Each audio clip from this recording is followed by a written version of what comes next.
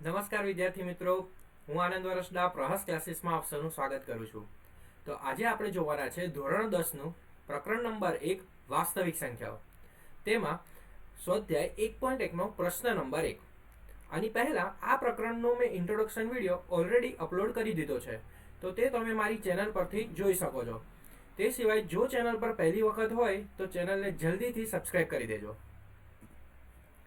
તો પ્રશ્ન છે, હવે જ્યારે પણ તમે ગણિત કરવા બેસો, એ ચાહે કોઈ પણ ધોરણનું હોય, તો સૌથી પહેલા એ પ્રશ્ન ધ્યાનથી વાંચવો એ ખૂબ જ જરૂરી છે. પ્રશ્નમાં શું માંગ્યું છે અને આપણે કેટલું ગણીને આપવાનું છે તે ખૂબ મહત્વ ધરાવે છે. એ જો આપણે એને સમજી લઈશું તો આપણને મેથડ પણ યાદ રહેશે અને દાખલો આપણે સારી રીતે ગણી શકીશું. તો અહીંયા આપણે પ્રશ્ન પહેલા વાંચીએ કે શું માંગ્યું છે. નીચેની દરેક સંખ્યાને તેના અવિભાજ્ય અવયવોના ગુણાકાર સ્વરૂપે દર્શાવો. હવે આ અવિભાજ્ય અવયવો કેવી રીતે પાડવાના એ આપણે ઇન્ટ્રોડક્શન વિડીયોમાં તો જોયું હતું, પણ હવે અહીંયા પણ જોઈશું. બરાબર? તો અવિભાજ્ય અવયવની રીતથી આપણે પહેલા તો આની ગણતરી કરવાની છે. તો અહીંયા આપણે પહેલું જોઈએ કે પહેલું આપ્યું છે સંખ્યા 140.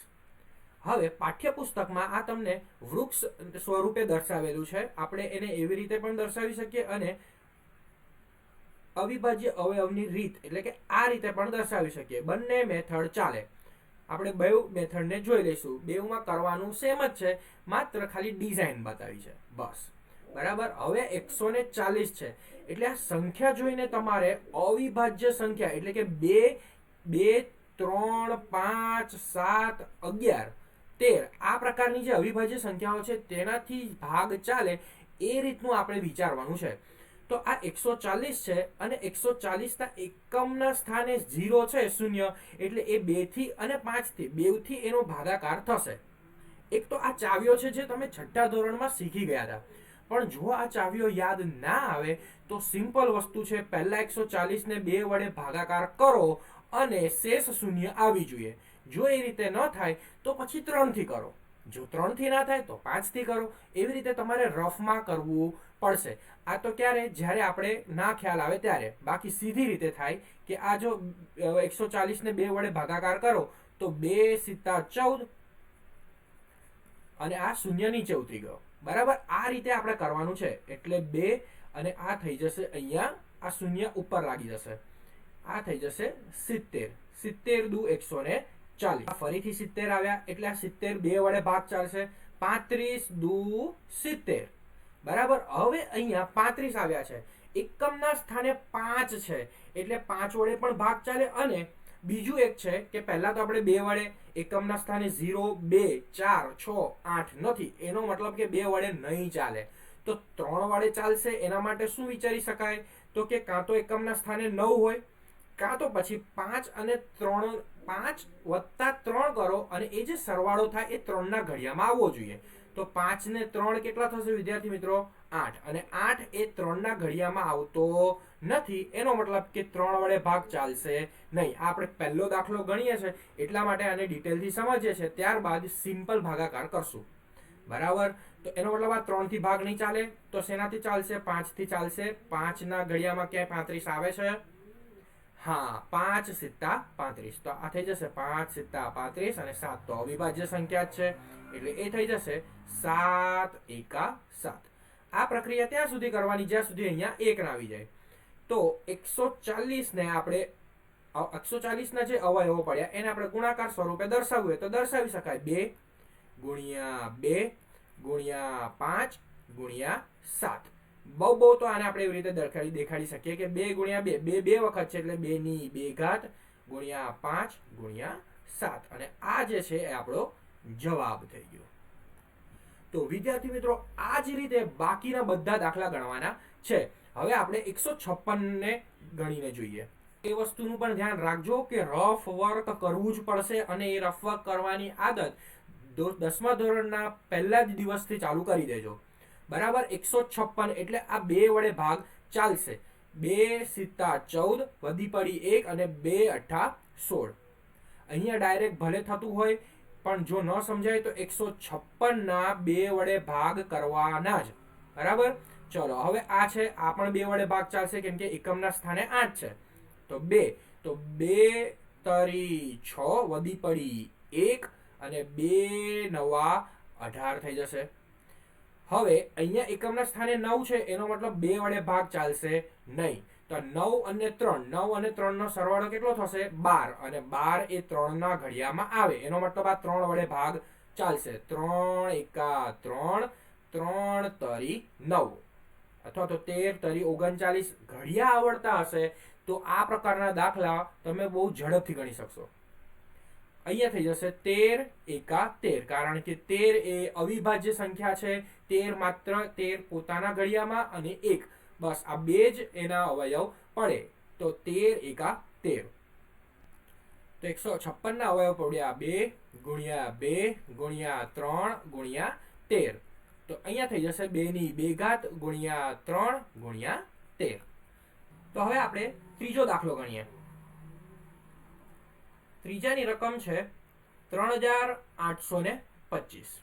બરાબર. તો આ 3825 ના અવિભાજ્ય અવયવ આપણે પાડવાના છે.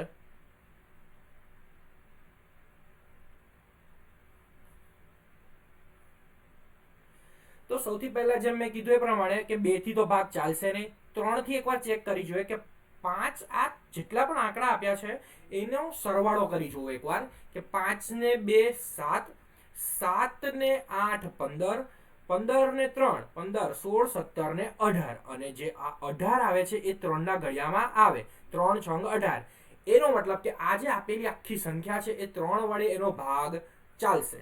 અને જો એવી ના સમજ પડે તો 3 થી ભાગાકાર કરીને જોઈ લેવાનું રફમાં. બરાબર. તો અહીંયા થઈ જશે આ 3 એકા 3, 3 દુ 6. ચલો કઈ વાંધો નહીં, આપણે અહીંયા હું તમને રફમાં કરીને જ બતાડું એટલે વધારે ખ્યાલ આવે. જો અહીંયા થઈ જશે આ 3 એકા 3, 3 માંથી 3 શૂન્ય, ઉપરથી ઉતાર્યા 8, 3 દુ 6, 8 માંથી 6 જાય તો 2, ઉપરથી ઉતાર્યા 2, 3 7 ને 21, 3 5 ને 15. એનો મતલબ અહીંયા થશે 1275. ફરીથી ચેક કરો. 7 ને 1 8 ને 2 8 ને 2 10 ને 5 15, એટલે આ પણ 3 થી ભાગ ચાલશે. 3 ચોક 12, 3 દુ 6 અને 3 5 ને 15. હવે આ 3 થી ભાગ ચાલશે નહીં 425 ના. તો જો 3 થી ન ચાલે તો પછી 5 વડે કરીને જુઓ કે આપણે 425 ને 5 વડે ભાગાકાર કરી જોઈએ. તો 5 8 40, 5 9 45 થઈ જાય, વધી જાય એટલે આપણે 5 થી ભાગ ચલાવવો પડશે. અહીંયા 0, અહીંયા 2, ઉપરથી ઉતાર્યા 5, અને 5 5 25, એટલે થઈ જશે 85. અહીંયા આવશે 5 અને અહીંયા આવશે 85. આપણે અહીંયા હંમેશા ભાગફળ લખીએ છીએ. આ જે રહ્યું એ આપણે અહીંયા લખીએ છીએ. ફરીથી 5 વડે ભાગ ચાલશે. 17 5 85. જો વિદ્યાર્થી મિત્રો આના માટે જો ઘડિયા આવડતા હશે તો આ પ્રકારના દાખલા બહુ સ્પીડમાં થશે. બરાબર. હવે 17 આયા, અને 17 એ પોતે અવિભાજ્ય સંખ્યા છે એટલે બીજા કોઈ વડે નહીં, એ સંખ્યા વડે જ ભાગ ચાલશે, અને થઈ જશે આ 17 એકા 17. બરાબર. ચલો વિદ્યાર્થી મિત્રો હવે જોઈએ ચોથો દાખલો છે. એ છે 5005. આ સંખ્યામાં થોડુંક ધ્યાન રાખવું પડશે. ગણતરીઓ શાંતિપૂર્વક કરો. જ્યારે સંખ્યા જોઈને એવું થાય કે ક્યાંક આમાં ધ્યાન રાખવા જેવું છે તો એને શાંતિથી ગણો. એમાં ઉતાવળ કરવાની કોઈ જરૂર નથી. મેથડ અને વિચારવાનું આપણે એ જ રીતે છે જે આપણે આગળ વિચાર્યું હતું. જોઈ લો 5005 છે તો એકમના સ્થાને 5 છે એટલે આમાં તો એટલી ખબર પડે આપણને કે 5 થી ભાગ ચાલશે. જો આ 5 એકા 5, આ 0, આ 0, અને ફરીથી 5 એકા 5. બરાબર. એટલે આ થઈ ગયો 1001. હવે એકમના સ્થાને 1 હોય તો શું કરવું? અથવા તો જો સરવાળો કરશું તો 3 થી એ નહીં ચાલે. એકમના સ્થાને 2 4 6 8 નથી એટલે 2 વડે નહીં ચાલે. આપણે સીધું વિચારી શકીએ. તો 1 + 1 થઈ જાય 2, તો એ 3 ના ઘડિયામાં આવતું નથી એટલે 3 વડે નહીં ચાલે. એકમના સ્થાને 0 કે 5 નથી એટલે 5 વડે ચાલશે નહીં. તો હવે 7 માટે શું કરી શકીએ? તો કે 7 વડે ભાગીને ટ્રાય કરી જોઈએ. 7 વડે આનો ભાગાકાર કરીએ તો 10 છે તો આપણે એ લઈ લઈએ 7 એકા 7. બરાબર. અહીંયા 10 અને અહીંયા 0. 10 માંથી 7 જાય તો 3, ઉપરથી ઉતાર્યા 0. હવે 7 નો ઘડિયો બોલો 30 સુધી આવવું જોઈએ. તો 7 દુ 14, 7 21, 7 ચોક 28 બરાબર. 7 ચોક 28, અહીંયા 10, અહીંયા 2, 2 ઓછા 2 0, અને 10 માંથી 8 જાય તો 2, ઉપરથી ઉતાર્યા 1, અને 7 તરી થઈ જાય છે 21. એનો મતલબ કે આ 7 વડે ભાગ ચાલે છે, એટલે અહીંયા લખીશું 7 અને અહીંયા લખીશું 143. ફરીથી જોઈએ 143 ને ફરીથી 7 વડે ભાગ પાડીને જોઈએ. જો તમને કોઈકને એવો વિચાર આવતો હોય કે સર એકમના સ્થાને 3 છે તો 3 વડે ભાગ ન ચાલે, તો એક વખત રફમાં કરી જુઓ, ખ્યાલ ઓટોમેટિક આવી જશે બરાબર.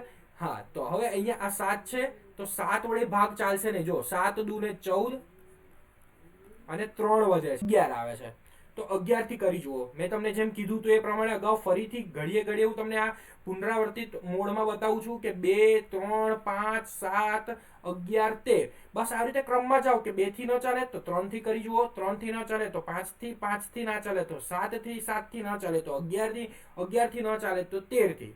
આ તમારે કરવું જ પડશે, આટલું કામ તો કરવું પડશે બરાબર. તો ચલો આ જે ટ્રાય કરીએ. તો 11 છે તો અહીંયા થઈ જશે 11 એકા 11, 4 માંથી 1 જાય તો 3, 1 માંથી 1 જાય તો 0 બરાબર. એટલે હવે આપણે 3 નીચે ઉતાર્યા તો થઈ ગયા જો 11 તરીને 33. પ્રયત્ન કરશો તો સફળતા મળશે જ. તો અહીંયા 11 થઈ જશે, અહીંયા થઈ જશે 13.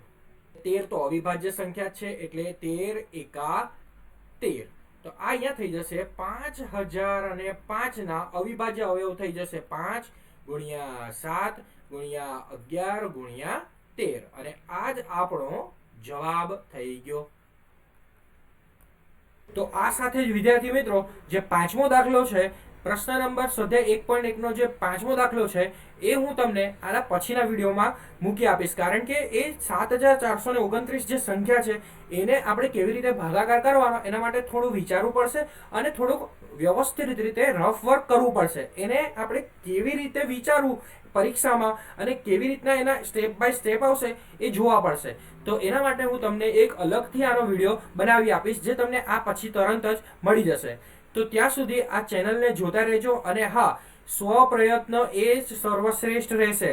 એટલે જ્યારે પણ તમે કોઈ પણ દાખલા શીખો, જ્યારે પણ તમે મારું આ યુટ્યુબ ઉપર વિડીયો જુઓ, ત્યારબાદ પોતે જાતે ગણવાનો ટ્રાય કરજો, અને જે પ્રમાણે મેં તમને કીધું એ પ્રમાણે જાતે જો રફ વર્ક કરીને ગણતરીઓ કરશો તો તમને આ દાખલાઓ રસપ્રદ લાગશે અને બહુ ઝડપથી આવડી જશે બરાબર. તો આ જ રીતે મારી આ ચેનલને જોતા રહેજો, લાઈક કરજો, શેર કરજો, સબસ્ક્રાઇબ કરજો, તેમજ તમારા મંતવ્યો મને કમેન્ટ બોક્સમાં જરૂરથી જણાવજો. આવજો.